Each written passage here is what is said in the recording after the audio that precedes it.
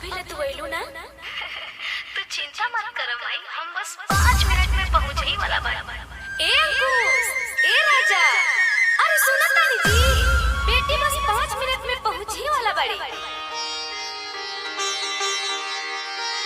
आज हमार लक्ष्मी आ रही बड़ी। हाँ बाबा। डीजे संतोष राज निराला, डीजे संतोष राज निराला, डीजे संतोष राज निराला, डीजे संतोष राज निराला। राघोपुर जानकी स्थान, राघोपुर जानकी स्थान, राघोपुर जानकी स्थान, राघोपुर जानकी स्थान।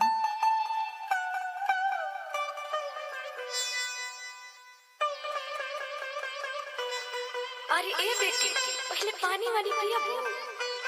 ना माई, पहले राखी बनाई। हाँ माई, पहले राखी बनाई। तो हम लोग के अभी लड़कपन गइल ना, अब खुशी ससुराइती भइली का माई बना देले ना। अरे छोड़ो ना दीदी, तू तो माई के जानते बड़े। आओ पहले राखी बना।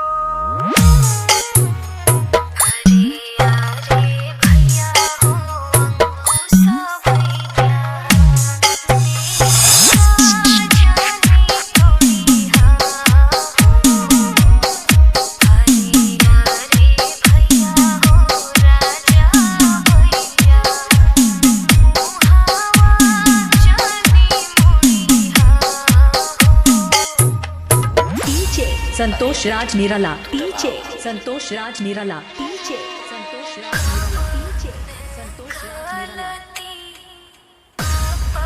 राघोपुर जानकी स्थान, राघोपुर जानकी स्थान, राघोपुर जानकी स्थान, राघोपुर जानकी।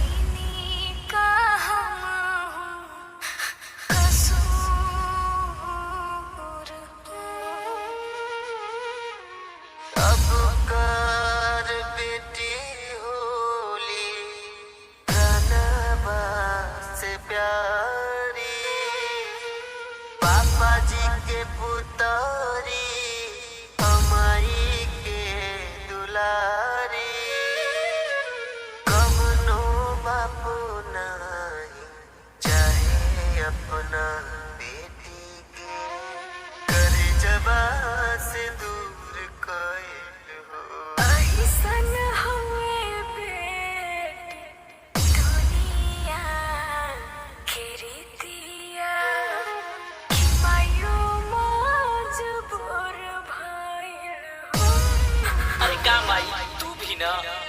दीदी देखा सबके तू ही रोइले बाड़ो, अब चला सबके तू ही हंसावा। हंसत रहे हरदम नैहर ससुरारी प्रीत बार बार आवे हो।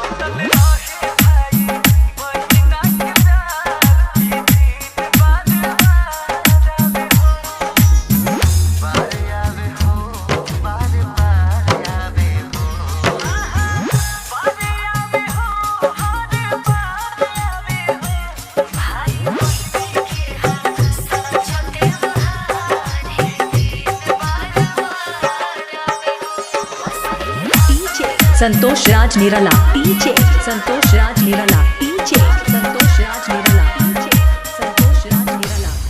70 79 24 56 41।